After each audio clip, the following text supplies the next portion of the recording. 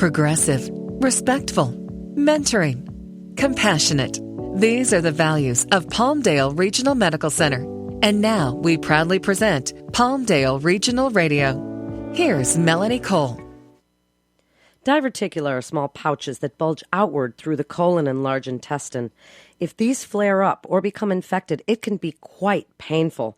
My guest today is Dr. Marjun Philip Duldulao. He's a colorectal surgeon and a member of the medical staff at Palmdale Regional Medical Center, as well as a member of the medical staff at Keck Medicine of USC. Welcome to the show, Dr. Duldulao. What is diverticulitis? People hear about this, but they're not quite sure what that is. Sure. As you explained before, Melanie, that diverticular disease are these outpouches that develop over time in the colon mainly. And basically what diverticulitis is inflammation of these outpouchings within the colon.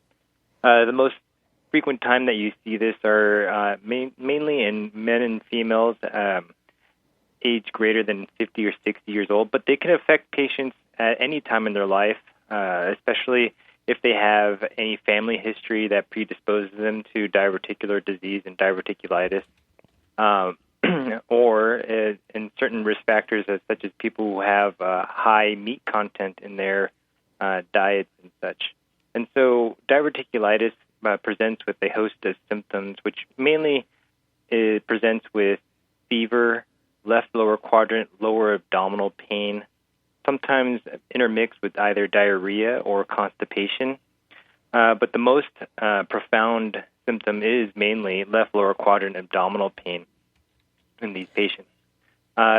Females and males have equal predilection for this disease, and it's rare in patients who are younger than 30. But some other also symptoms that are manifested along with diverticular disease could also be the development of blood from their stools, as well as potentially even fistulas, which are communications between the bowel and other organs like the skin or vagina or even the bladder.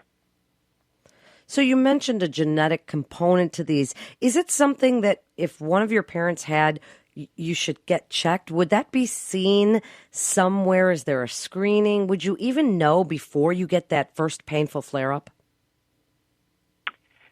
So the genetic component is still sort of yet to be elucidated, but they do know that in families, especially if the families share the same sort of diet, that these patients are more at risk for developing symptoms that could contribute to their diverticulitis or consistent with their diverticulitis as well. And so there really is no way to sort of check, but there are ways to help change and hopefully even prevent episodes of diverticulitis, especially if it's fairly common amongst various family members, either mother, father, aunt, uncle, and even children and such. And one of those changes could also is also a diet change as well, including higher fiber content, as well as taking in lots more hydration compared to, and subscribing more to an Eastern diet, which is vegetable-based, as opposed to a Western diet, which is high in red meat. And Dr. Duldulao, certain people that might have occasional flare-ups of diverticulitis might also suffer from Crohn's or irritable bowel disease, and then so they can't have all of that fiber. What do you tell them about dealing with sort of chronic intestinal diseases? So that is also one of the differential diagnoses that needs to be determined, whether these patients have flares from diverticular disease or diverticulitis versus Crohn's or ulcerative colitis. And one of the best screening methods to determine whether a patient is afflicted with one or the other would be to get a screening colonoscopy. If patients do have chronic inflammatory bowel disease, not only just Crohn's and ulcerative colitis, but also irritable bowel syndromes and such, they should see their gastroenterologist for further workup and also management of those symptoms. And usually, after managing those symptoms and having those under control, we can differentiate between whether this patient has symptoms from IBS, chronic inflammatory bowel disease, such as Crohn's or ulcerative colitis, and differentiate that from their diverticular symptoms, which I stated earlier are mainly left-sided, left lower quadrant abdominal pain-like symptoms.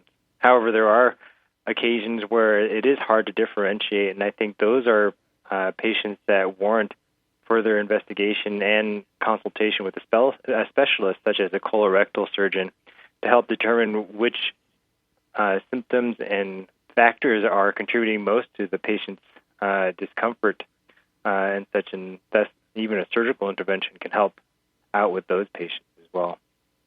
So if you've had one flare-up, does that put you at risk then? You know that you could possibly have another and you need to watch out for some of those symptoms?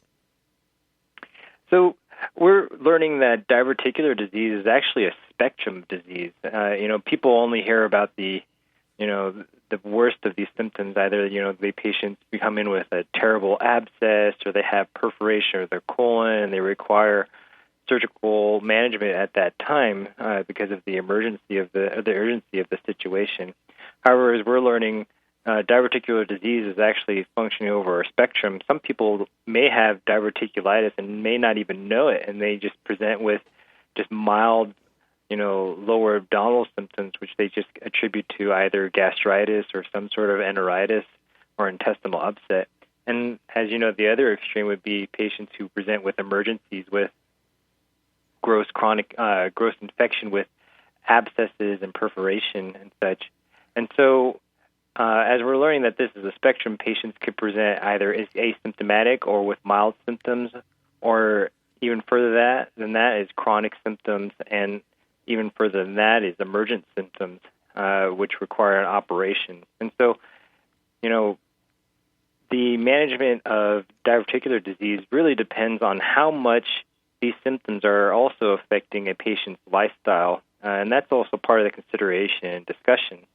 If patients have mild symptoms and it's their first episode, usually these can be treated by either pain management or even with IV antibiotics or oral antibiotics. And most of the time, about 50% of these patients will resolve with just this type of management. Furthermore, the most emergent cases usually present with their first or second episode of diverticulitis. But if patients usually have 4, 5, 6 episodes of these left lower quadrant abdominal pain, the risk of having an emergent surgery is less. But however, as the history sort of repeats itself, if you have multiple episodes of diverticulitis, it's likely that you'll have another episode sometime in the near future. Usually about 3/4 of these patients recur with recurrent symptoms 3 years after their last or previous episode. So are there certain foods, as they're trying to increase their fiber and get more hydration, certain foods that they should be avoiding, food with seeds? Because we hear about those sorts of warnings. Is that the truth?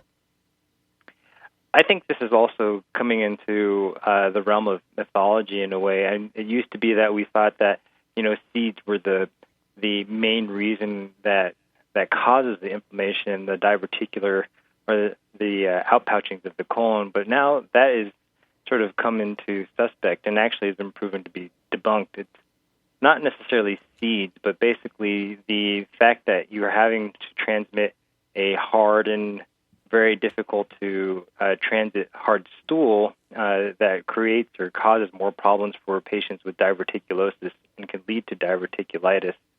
And so the benefit about having a higher fiber intake is that fiber allows for quicker transit of the feces through the colon, and thus, and it makes the stool much softer, and so the colon doesn't have to squeeze as hard to transit the feces from colon all the way down to the ultimate end into the toilet.